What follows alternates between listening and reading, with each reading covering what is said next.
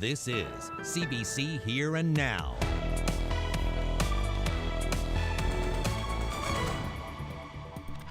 It's the May 2-4 weekend, and it wouldn't be the May 2-4 weekend without a little bit of snow in the forecast. Now, boys and gals, make every trip a safe return trip and wear your life jacket. For God's sake, your mother will thank you for it. Barry Fordham has some advice. May 2-4 weekend. It should be fun, but it should also be safe. Stay tuned. This province is on its financial knees, and that's catching attention in Quebec, with one columnist suggesting Labrador's hydro assets could be had in a bankruptcy-style fire sale. But politically, it would be very difficult to accept for Newfoundlanders. I understand that. I'll have that story coming up. It's really surreal, actually. And now, ladies and gentlemen, joining me at the microphone, Ms. Alison Crowe. I'm gonna keep on the run. I'm gonna have me some fun. Corner Brook's Alison Crowe is singing a song in the opening credits of a new Hollywood movie that comes out today. Good evening and welcome to Here and Now. I'm Anthony Germain. And I'm Carolyn Stokes. Well, it's the Friday before your 24th of May weekend. There's a lot to tackle tonight, and we begin with the latest COVID situation. Dr. Janice Fitzgerald called an unexpected news conference late this afternoon to talk about COVID-19 cases in central Newfoundland. We'll get to that in just a moment, but first, there are 10 new cases of COVID in the province today, all on the island, one in eastern, 2 in western, and the rest in central. With 12 recoveries, that leaves 70 active cases in the province. But there could be more. Here and Now's Mark Quinn listened in on Dr. Fitzgerald's surprise briefing today. So Mark, what did she say and why is she concerned? Yes, Dr. Janice Fitzgerald said there is a cluster of cases in the area between Lewisport and Summerford, and she said that sadly it appears there may be community spread. Unfortunately, we have a confirmed cluster of COVID-19 cases in the Central Health Region in a part of the Notre Dame Bay area. There are 7 confirmed cases, 7 presumptive cases, and 1 probable case. And while all these cases appear to be linked at this time, the source is still under investigation. This signals to us that there is community spread in the area, although we do not know the full extent at this time. Now, Dr. Fitzgerald says that Central Health is working hard to trace all contacts and find the source of these infections. She says other measures are also being taken to try to prevent the spread of this virus. Effective midnight tonight, communities from Lewisport to Summerford will move to alert level 4. If you are in these communities, please visit our website to review the restrictions that will be in place. Everyone must keep their contacts to their household unless it is to provide support to another person. It is essential to keep your contacts low. You should only enter public spaces for essential goods such as groceries and medication. If you have even one mild symptom of COVID-19, please arrange for a test by completing our online self-assessment and testing referral. Now, Dr. Fitzgerald said that vaccines are offering hope, but she also said that COVID-19 is clearly still with us. And of course, that's not something anyone wants to hear heading into the May 24th long weekend. Anthony? Thank you, Mark. That's the CBC's Mark Quinn in the newsroom for us this evening. Now, in other news, this province's financial troubles are catching Quebec's attention. A prominent newspaper columnist says Hydro-Quebec should seize the opportunity to secure a bigger energy foothold in Labrador. Terry Roberts reports. This report dropped like a brick earlier this month, revealing in grim detail the province's dire fiscal situation, prompting this provocative column from Francis Vai in La Presse, Quebec's influential online newspaper. Vai equated this province's situation to that of a bankruptcy, saying it's a perfect opportunity for Hydro-Quebec to pounce. We can say we'll help Newfoundlanders and be charitable for Newfoundlanders. But in business, that's not the way it functions. Nearly all of the power generated at Churchill Falls is sold to Hydro-Quebec. At less than a penny per kilowatt hour, the contract has been a source of resentment. For decades, repeated legal challenges have been tossed. The contract expires in 20 years, but Churchill Falls represents 13% of Quebec's generating capacity, and with growing contractual obligations for clean hydropower, Quebec needs Churchill Falls. We cannot allow to lose the energy from Newfoundland. So back to this report. Author Moya Green recommends all the assets on the Churchill River be packaged together and shopped around to potential partners. Francis Vai sees a scenario where Hydro-Quebec buys an even larger share of the Upper Churchill. That's on top of the 34% it already owns, and buys an equity stake into Muskrat Falls, all to ensure Quebec can meet its hydropower needs for the long term. Vi believes this deal could earn Newfoundland and Labrador up to $500 million annually, and also avoid the shock of a doubling of electricity rates when Muskrat Falls is commissioned. Politically, it would be very difficult to accept for Newfoundlanders. I understand that, but I'm a business columnist, so I think that's the best rational way to solve the problem. Actually, Hydro-Quebec needs energy, and Newfoundland needs a deal. So I think there's mutual needs for both. The two provinces are not engaged in any talks right now, but Energy Minister Andrew Parsons is keeping an open mind. But I wouldn't close any door to the possibility of doing something that's going to better us, that's going to help us financially and lead to a better environmental future. Andrew Parsons says he's in the process of forming a panel of experts to advise the province as 2041 approaches. But since Quebec is already a joint partner in the Upper Churchill and has a very strategic advantage geographically, it's hard to imagine any scenario that doesn't involve Hydro-Quebec. Terry Roberts, CBC News, St. John's. Now, in a statement to us, Hydro-Quebec says it looks forward to working constructively with Newfoundland and Labrador and is open to explore different possibilities as they relate to the Churchill River.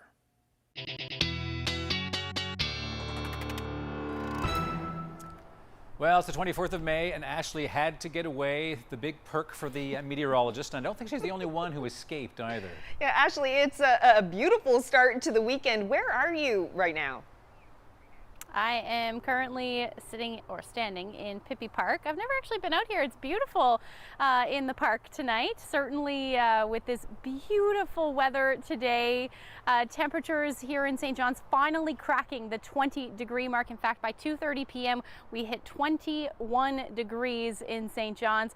A number of areas seeing beautiful weather today, including Badger, 26 degrees, Deer Lake, 25. And then that temperature very different than yesterday for parts of Labrador, dropped some cases 10 to 20 degrees difference from yesterday. Now, as we head through the weekend, this is looking like it'll be the best day of the weekend, unfortunately, as we just get into it. We do have rain on the way, some warnings, some rainfall warnings, as well as some special weather statements because there is snow on the way as we head through Sunday night into Monday. And that's going to bring some pretty not nice conditions for those people who are out camping for Monday for sure. But I will get into all of those details, give you an indication of how much rain's going to fall and how much snow is on the way when I come back a little later. Thank you, Ashley. Well, now to some sad news out of St. George's Bay. Police say a man is dead. He was found in the water near Lower Cove. Officers responded to a call about an overturned lobster boat at around 8:15 this morning. A local fisherman was able to pull the deceased from the water, and a survivor was also found stranded on a cliff. Now, that man was airlifted to hospital. The chief medical examiner and occupational health and safety are investigating. Well, in other news, police say a 51-year-old woman has stolen more than $40,000 from the Placentia Area Community Food Bank. They say Elizabeth Roach, the food bank's former president, defrauded the charity over the course of 7 years. According to the RCMP, from 2012 to 2019, she forged a number of financial documents and took money. She was arrested and charged last week, but has been released from custody. Roach is due back in court in August.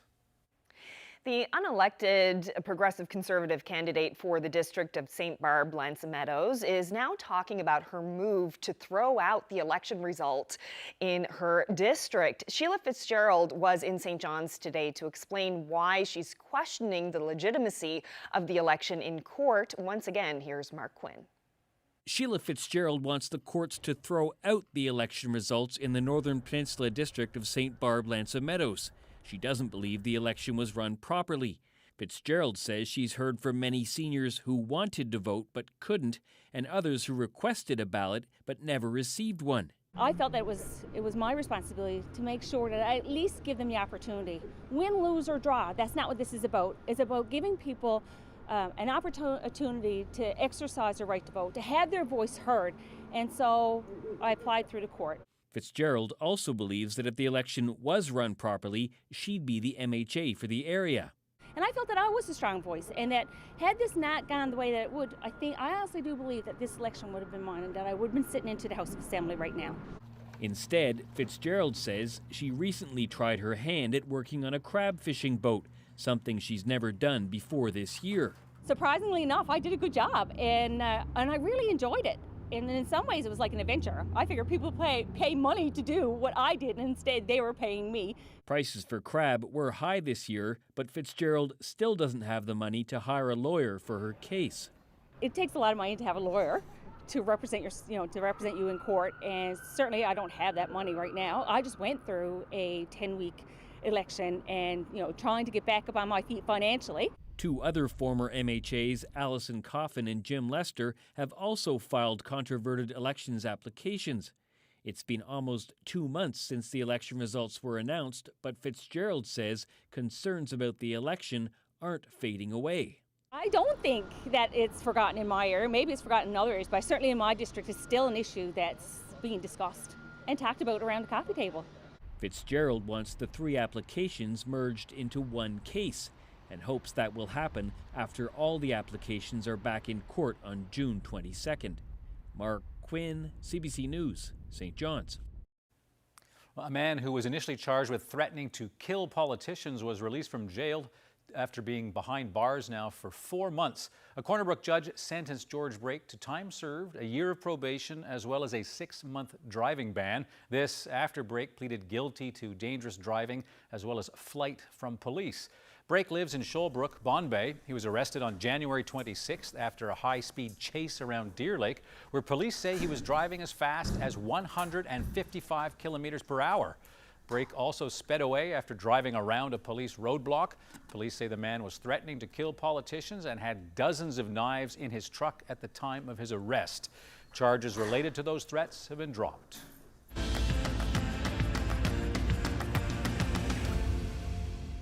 Well, Corner Brook Artis is back in the big leagues. You've heard Alison Crowe crooning in some big budget superhero movies. We even had her back on the show, Carolyn, a little back in March, I think. Yes, but this next project is a bit different. Crowe helps kick off Zack Snyder's latest Hollywood flick, a gory R-rated zombie movie called Army of the Dead that comes out today. And here now is Colleen Connors caught up with a singer-songwriter to talk about her role in this gory blockbuster. This Corner Brook singer-songwriter thinks it's pretty cool. That's her voice singing Viva Las Vegas. This is how the big-budget zombie movie Army of the Dead kicks off. Alison Crowe shares the song with lounge singer Richard Cheese. I start the duet while it's still kind of big, fun jazz band stuff. That's really fun to go from that into the more just piano vocal version of it, so yeah, it's a lot of fun. It all stems from Crowe's friendship with famous director, producer, and screenwriter Zack Snyder. It's what helped land her the singing gig in the R-rated action zombie flick. Crowe's version of Hallelujah caught Snyder's attention on YouTube, and she's since turned up in his Justice League and Man of Steel productions. So Alison, I know this is not the first one of your songs in a movie, but how did this big Hollywood movie come to be? Well, one of the first things that happened, and this was actually pre-COVID, I was at the gym and I got a call, and on my call display it said Netflix. And I was like, oh yeah, this is obviously a scam. She quickly called Snyder and realized it wasn't a scam, but a legit contract. Because of COVID-19 travel restrictions, she couldn't travel to a studio to record. Instead, it was all done in her bedroom at home. Yeah, all digitally, you know, and there were examples being sent back and forth. Crow says it's surreal that her voice opens this new thriller zombie flick with its all-star cast. But there's a part where I actually get shouted out by name in the song, and I was thinking as it was demos back and forth, like, oh, that's nice that they're doing that, but they're going to take it out. And now, ladies and gentlemen, joining me at the microphone, Ms. Allison Crow. But it's actually there. It's in the movie, and it's very strange. And not strange, like strange in a good way. And the world gets to see and hear it all today, when Army of the Dead is released globally on Netflix. While she can't attend any red carpet events because of COVID-19 travel restrictions, Crow does plan on having a viewing party tonight with her family at home. Colleen Connors, CBC News, Corner Brook. There are few places in Canada where the May 2-4 weekend is as big as it is in Newfoundland and Labrador, and it's a good time to think about how you can have a safe, happy holiday weekend. Joining me now is Barry Fordham. So Barry, first on your list, obviously ponds, boating, big thing on May 2-4. What did you like people to think about? Well, first of all, because it is May 24th weekend, there is a lot of boating involved, and I'd like to say that May 22nd to May 28th kicks off the National Boat Safety Awareness Week here all over Canada. Here in Newfoundland and Labrador, though, the May 24th is very special to us, and it's also a time, though, that has tragedies involved as well because of people go out in boats and are not maybe all that prepared or knowledgeable about it. So if you're getting ready this weekend for your boating excursion, make sure that your boat, the engine, equipment, and safety equipment is all working order. You yourself should make sure you're ready, make sure that you have your PCO card, that's your Pleasure Craft Operator's card, like a boat license. Right. Make sure that you monitor the weather before you, check the weather before you go out, monitor it while you're out there, and most importantly, always make sure that you are wearing your life jacket and insist that everybody in the member of your crew wear your life jacket as well. And that's still not an obligation, right? I mean, the law says you have to have one personal flotation device for each person, but you don't actually have to wear it. I'm not sure if I've ever really understood that. Like, a lot of people use it as a seat cushion, right? Yes, and unfortunately, our studies from the Life Saving Society show that nobody has ever drowned wearing a life jacket inside the boat before. Nobody has ever drowned by not having the life jacket on inside the boat. But we know if the boat capsizes or you fall out of the boat to some kind of weather, wind conditions, couple that now you fall in the water, the chance of you getting that life jacket and putting it on and getting it on before the time runs out for you may be a lot less for your survival rate. So, you know, just because it may not look cool to wear a life jacket, it certainly is most importantly thing that you can do for yourself, not only for yourself, but for your family as well. Right, and as you know, Barry, people are camping, maybe they're hitting the quads, they're having nice long days, at the end of the day they want to have a drink. Sometimes they put the 2-4 in May 2-4. Any advice? Absolutely. There's nothing wrong with, you shouldn't substitute alcohol or beer for your thirst out in the boat during the daytime. Bring plenty of water. When you're finished boating for the day and the boat is tied up safely at the dock and you're finished, then by all means have a refreshment, beer or whatever it is that you like to drink. Okay, well let's hope that when the whole holiday weekend is over, I won't be getting a police news release or first responder release like we do at the end of every May 2-4 weekend. And people listen. One final thing, you also have some thoughts not so much about boats but about campfires. Yes, about campfires. You have to be very careful with your campfires, especially during the dry seasons. There's a minimum distance of about 3 to 6 feet from the beach, from the water at the pond beach site that you can have it. And as well, always make sure that your fire is completely out before you leave it. And especially important if you're in the campground or something like that. It may look like it's out, always make sure you pour a bucket of water over to ensure that it is out. And for one final note about the boat safety, that is, as I said, please always make sure you are wearing your life jacket, but make every trip a safe return trip. All right, excellent message, Barry. I hope you have a great long holiday weekend, and I know we'll be talking again about other matters. Thank you very much. Thank you very much for the opportunity.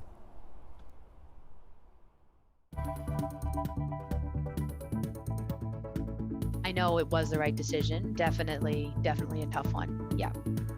The Bonavista Social Club stayed closed last year because of COVID-19. Now it's rebounding for the summer season, looking to stay pragmatic in the pandemic. How they're planning to pivot, that's next.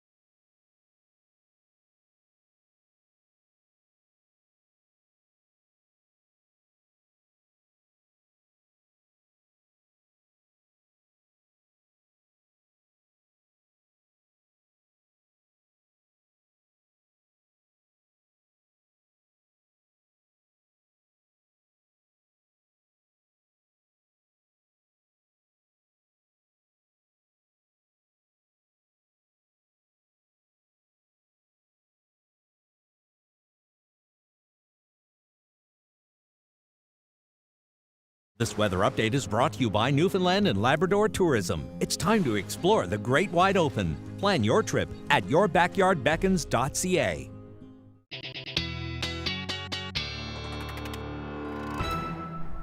Welcome back to Envy Ashley Brawweiler. What a great gig you got tonight. Oh yeah, it's definitely a kind of night that you want to be outdoors. Are there many people up at Pippi Park right now? Yeah, there's actually quite a bit of people walked around a little bit earlier, and everybody's set up. Looks like they took advantage of the beautiful weather today, and I actually got to talk to a few of them, so let's take a look at that.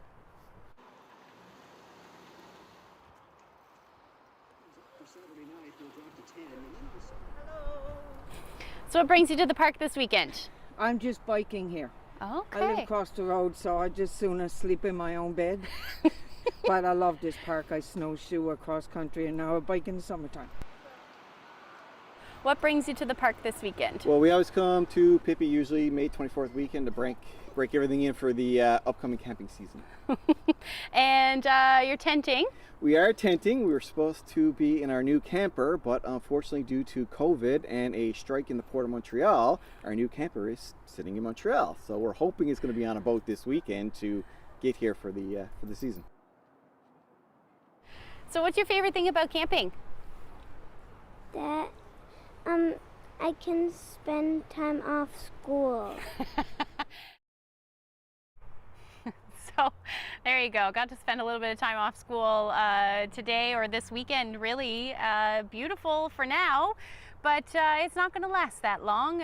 Certainly here people are going to want to start to pack up probably Sunday morning, unless you're in a camper, because you'll wake up to some snow. Let's take a look at the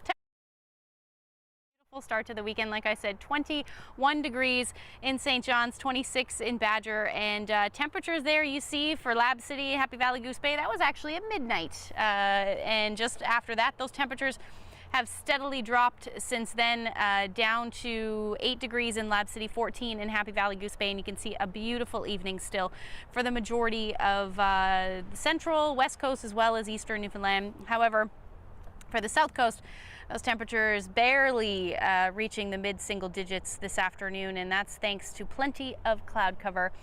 Taking a look at the temperature change, there you go, 10 to 16 degree difference for parts of Labrador, and then we're on the opposite end of the spectrum for St. John's, 11 degrees warmer than where it was yesterday at this time. So taking a look at the satellite radar, you can see there was not a cloud in the sky for most of the afternoon for the Avalon. We did see a few showers and cloud cover move through. It took some time to clear out, but now as we head towards sunset, we're seeing those clearing skies, and that isn't going to last too long. Certainly for the west coast, we've got rain moving in, and a rainfall warning has been issued for Corner Brook as well as the Port-au-Port Peninsula. And then we've got that special weather statement for the northern peninsula through the interior, and then all the way across to the Bonavista Peninsula. So that is thanks to the snow that is going to move in Sunday night into Monday. But we'll take a look at the future tracker right now. There's that rain that's going to move, or that is moving through Labrador, and it's going to reach the northern peninsula as we head through the night tonight. Same thing for the west coast, and then increasing cloud through central as we head into the first half of tomorrow. So it'll start nice, but you will see those clouds on the increase. And as that continues to move through, it's going to bring periods of rain, which will be heavy at times, hence that rainfall warning. And eventually we'll see some rain in eastern Newfoundland as we head overnight and into the first half of Sunday. And as you can see in behind that, we start to see that snow up across Labrador. So as far as rainfall goes, good likeliness that we will see somewhere between 30 to 50 millimeters of rain for the west coast, particularly in those warning areas. Otherwise, a good 20 to 30 millimeters is expected for Labrador as we head through the night tonight And then temperatures will stay quite mild, anywhere from 9 to 11 degrees, but breezy. These winds are going to stick with us, 30 to 50 kilometer per hour southwesterlies. And then for Labrador, between -1 and 5 as your overnight lows. Now tomorrow, temperatures won't be nearly as warm. Once that rain moves in, we will see those temperatures drop into the teens for tomorrow afternoon, with increasing cloud through the day. St. John's looks like it should stay sunny for the first half, and eventually you'll see some increasing cloud, but those winds are going to ramp up anywhere from 40 to 60 kilometers per hour, looking at a high near 17 degrees, and then cloudy, and then rain, as well as those single-digit temperatures expected for Labrador. Wanted to show this quickly. Snowfall projection for Sunday night into Monday. These temperatures are likely going to inhibit some of this snow, but as of now, looks like the best chance of seeing the most amount of snow will be from the northern peninsula through to Bonavista North, about 5 to 10 centimeters on the way. But I will break all of that down for you and the rest of your weekend forecast coming up. Well, as vaccination rates rise, tourism operators in the province are hopeful that we'll see the province soon start to reopen. Last summer, the Bonavista Social Club, a restaurant in Upper Amherst Cove, made the difficult move of remaining fully closed for the entire season. But now the ovens are getting fired up once again. Joining me now is chef and owner Katie Hayes. Thanks so much for being here. Thanks, Carolyn, for having me. So before the pandemic, this time of year around the May 24th weekend would be your big, season opener. Last year, the restaurant stayed closed. This year is different. Can you tell us about your plans for this season? Yeah, for sure. We're going to kind of do a test run on our takeout picnic orders this May 24th weekend. So we'll be offering a couple choices, kind of a set picnic menu, and we're hoping to continue that right on through, some more weekends in June until we open. Also throughout the summer, we're only doing 3 evenings a week for service throughout July, August, and into September. So our plan will be to continue with the takeout and the picnics as well on the days that we're not open for in-house dining. And at this point, we don't really know for sure what the future holds for tourism this summer. Why did you decide to reopen on July 1st? How optimistic are you? I'm not trying to think too far ahead about the rest of opening up to more bubbles and Canada and the world. Trying to kind of think short term and keep overhead low and just stay busy. I think I'm busier now, even though the restaurant won't be quite as busy. And we're ready. Last year we weren't ready, mentally, physically, nothing. And this year we're ready. So we did our Zoom cooking classes all after Christmas this winter, and that went really well. And so we realized, there is a lot of things we can do. We just have to figure out how to do it in a way that we're not, makes sense for us.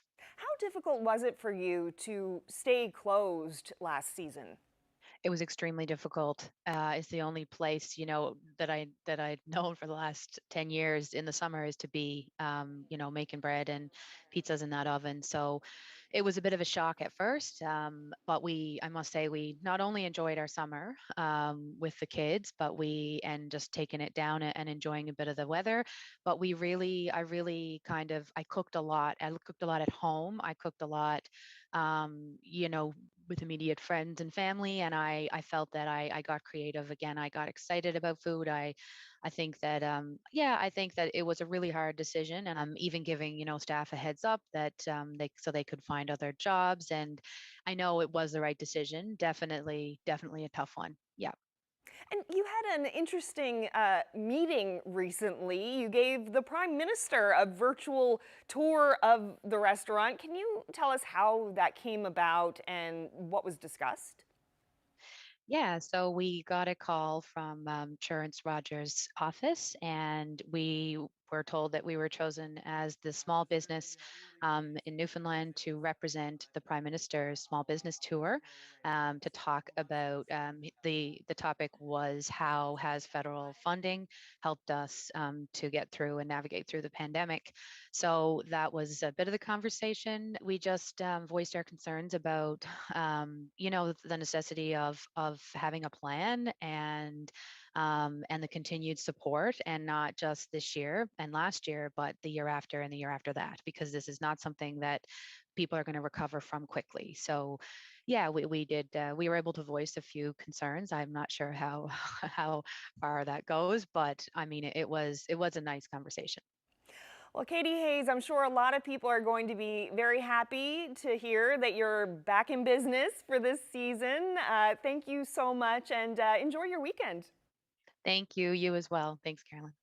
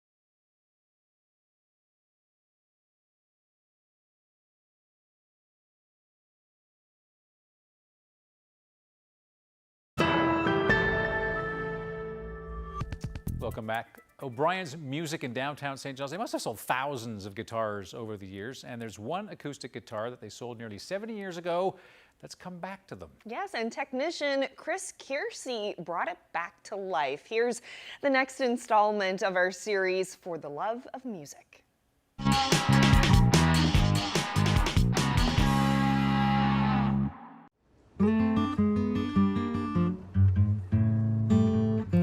you doing? Chris Kiersey. I fix guitars. I'm a guitar technician at O'Brien's Music. It's one of the oldest music stores in North America and one of the oldest streets in North America. I got into guitars because a buddy of mine who he had an electric guitar, and to be honest with you, he played it one day and his girlfriend looked at him and I was like, I gotta learn how to play guitar. I literally got just so involved with the guitar itself, the vibrating string, the essence of why a guitar is a guitar. That was so mind-blowing to me that you could suspend a string over something and hit it and it would make this sound that made you feel a certain way.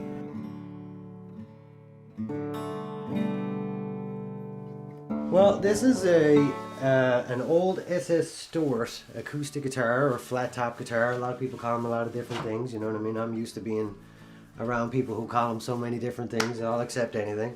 You can call it whatever you want. I believe it's from the early 50s. But one of the cool things about this guitar is that it was one that came back to us. This guitar was actually sold here in the store. I wasn't here when this guitar was brought into the store, but Steve, who works here, he saw it for what it was, and especially when the gentleman mentioned that it was originally bought from the store from my grandfather.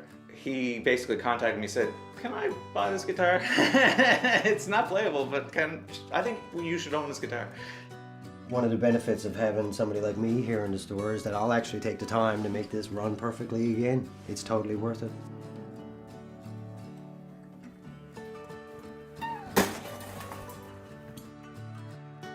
As you can see, there's pretty much no saddle in it. It's just a little piece with grooves in it. It's useless. This is an old bone nut, and I'm going to replace it with a new bone nut. Well, these old machine heads, these are so good. They were made by a company called Kluson or Kluson. They were just built better. They had good gears inside, and they had good worm ratio on the gears inside. They always tuned well, and there's no need to replace them. So the button itself gets so old and dried and shrunk that it's just becomes so brittle. The stem is perfect. You clean it up and put a new button on. So this is the blade that I use for bridge removal.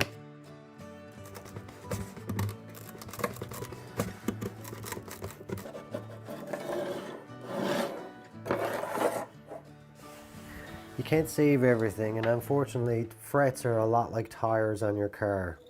It's the part that connects with the string. It gets worn out.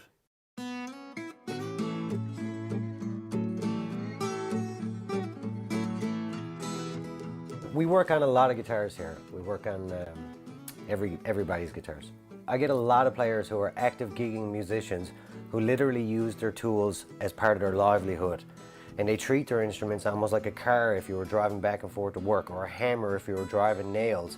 And I'm just happy to be able to make them work better. Well, here it is, completely finished and good to go again.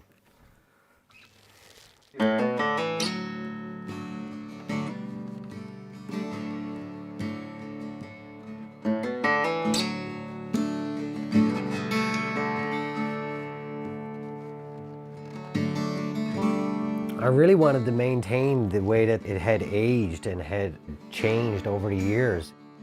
To me, the nicks and dings and stuff like that are part of the growth of the instrument.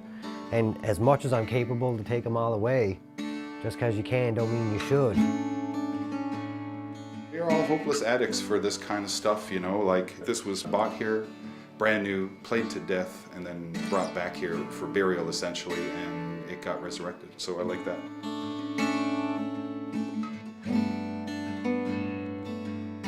It's great to have like the province's best technician here in the building to actually be able to put it back together, because it really was literally in pieces.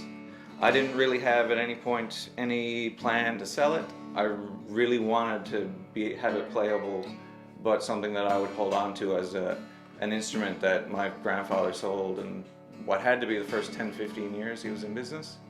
And for it to make its way back, it was really cool, and so I wanted to keep it. Well, when it came in, it was completely written off. It feels really good now that it's back to an instrument that someone can pick up and play and possibly write a song, and it's got a new life. It can start over again.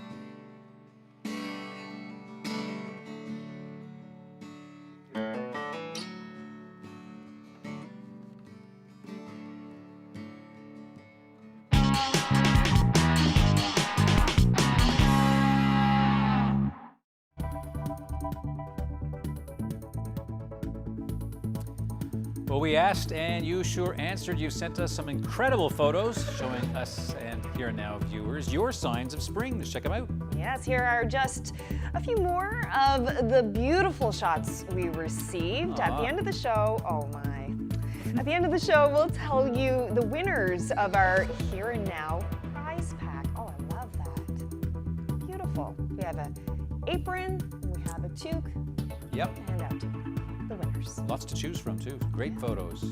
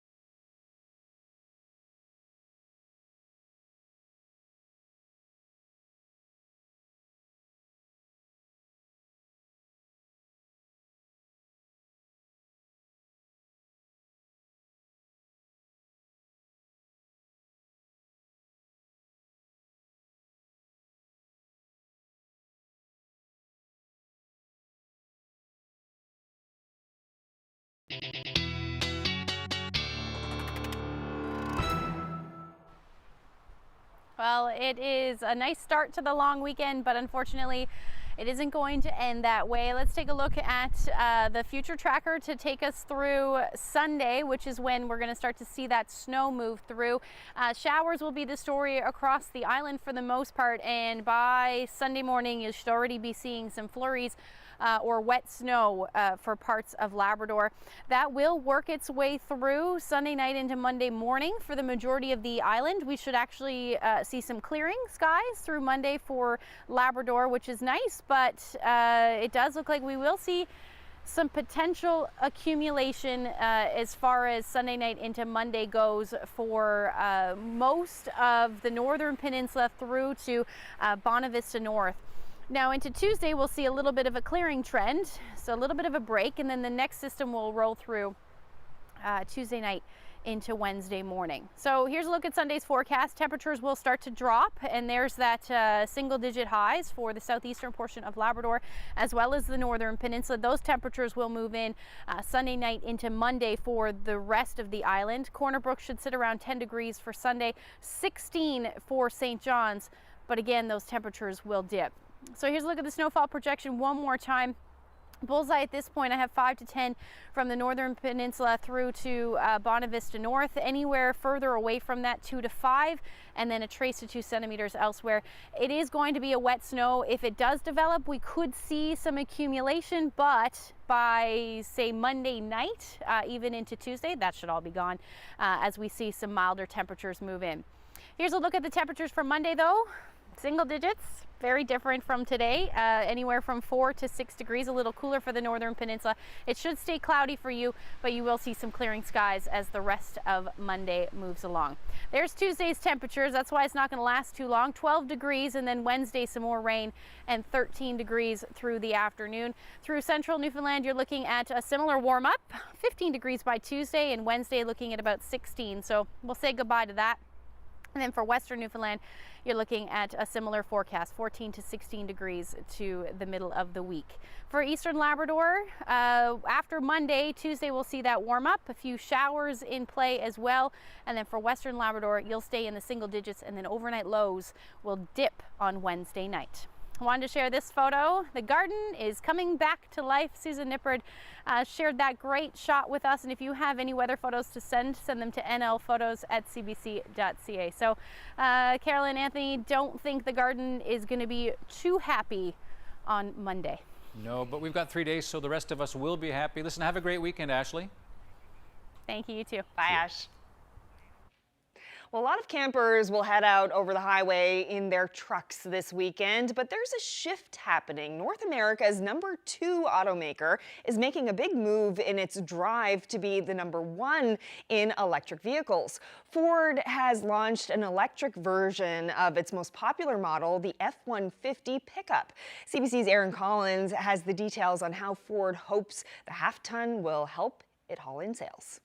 Canada's most popular ride is getting a boost. The Ford F-150, soon available as an EV. It's time to bring the lightning.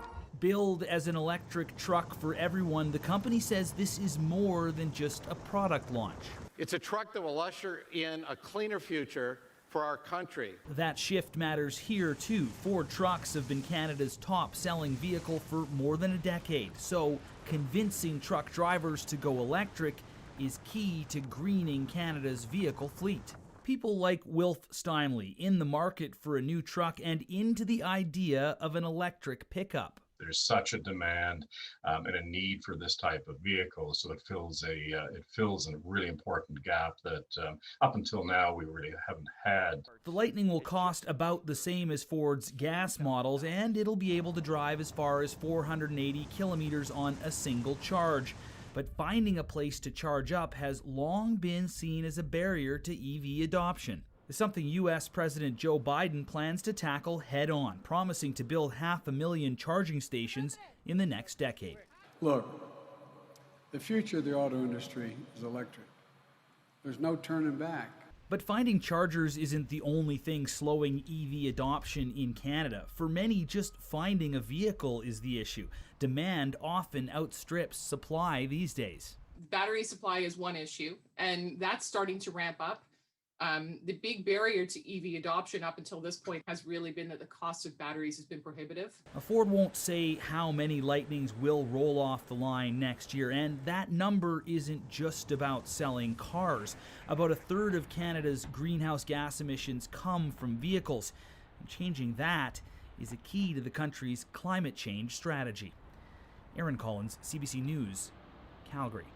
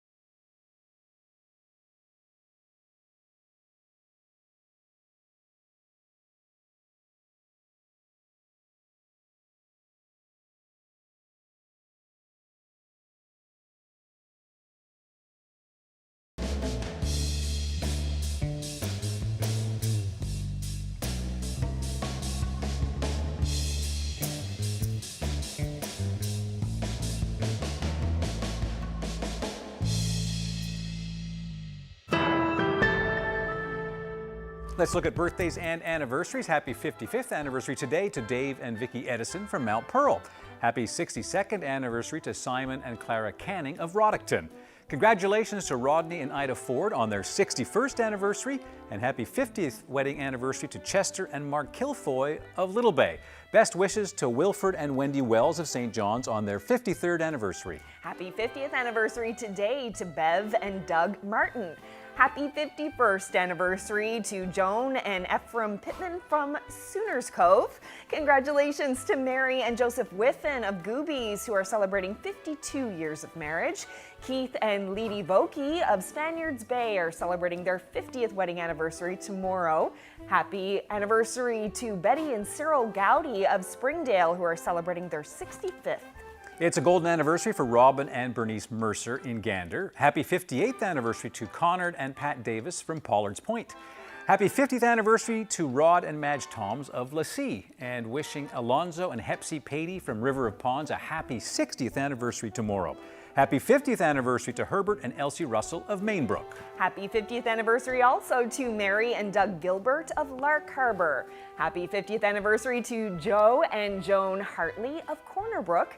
Brenda and Reginald Hancock are also celebrating 50 years of marriage. Congratulations. Happy 60th wedding anniversary to Ray and Margaret Meany. Happy 65th wedding anniversary to Kay and Milton Sirik of Deer Lake. And now to some birthdays. Happy birthday to Elsie Hill, who is turning 92. She's from Glenwood and now lives in St. John's. Happy birthday, Mary May Castle of Howley, who's celebrating her 90th birthday. And a happy 98th birthday to Alice Smith, and we're told she is the most mature resident in the Battery in St. John's. Congrats. Birthday wishes going out to Emily Short of Cape Ray. She turned 93. And birthday greetings to Andrew Rousel of Leading Tickles, who's celebrating his 94th birthday. Happy 90th birthday to Ernest Reed of Corner Brook. Happy 94th birthday to Hazel Ringer. Hazel is from Harbor Lacou, but now lives in Labrador City. 90th birthday wishes going out to Ross Saunders of Gambo. Happy 92nd birthday to Eliza Hodge of Savage Cove, now living in Flowers Cove. Truman Billings is celebrating his 90th birthday in Grand Falls, Windsor. Happy birthday. And a happy 93rd birthday to Marcia Pilgrim of St. Leonard Gricket. And happy birthday to Hazel Palmer of Corner Brook, who's celebrating her 95th birthday today. And birthday greetings going out to Garfield Hounsell of Wareham, who just turned 90. And happy birthday to Margaret Dalton. She's celebrating her 90th birthday as well. Eric Purcell is also celebrating his 90th birthday. Happy 93rd birthday to Geraldine Sweetapple of Glovertown. Happy 94th birthday to Elizabeth Crocker of Creston South, Marystown. She's a war bride from Scotland. Happy 90th birthday tomorrow to Daisy Colburn of Lewisport. Happy 97th birthday to Nellie Seward of Gooseberry Cove, now living in Clarenville. Happy 97th birthday also to Mildred Lockyer of Tax Beach, now living in Corner Brook. And happy 101st birthday to Myrtle Hodnott in Lewisport. She's from Indian Islands in Notre Dame Bay. And another big happy 101st birthday to Jessie Wareham in Arnold's Cove. Congratulations once again. And now it's time to announce the winners of the prize pack, this lovely Here and Now toque and apron. All week we've been asking you to send us photos to show us it's spring without saying it's spring. Right, and Ashley warned us, so we're going to take these home anyhow. Now, we can't believe how many of you took part in this and how talented so many of you are with your photography. Yes, thank you so much. We loved looking through your photos. In fact, so many people sent in pictures. We had to get more aprons and toques, so 5 of you are going to receive a Here and Now May 24th prize pack. All right, so here are the 5 winners that were chosen at random. You got Les Snow there, nice. The Dog Skidoos, Eileen Sims, Beautiful Flower, and Jim Stacy. Yes, and 2 more. We have Diane Butler and Ralph Hiscock. Congratulations. Someone from the Here and Now team will be in touch. Our people will find your people. Yes, for sure. And just a reminder as well that Monday we have a music special on, hosted by Tom Power, but Here and Now will be back on Tuesday. Right, so have a happy and safe weekend. Take care. Make sure to use a life jacket if you head out in the water, and we'll see you all on Tuesday. Have a great long weekend. Good night. Bye.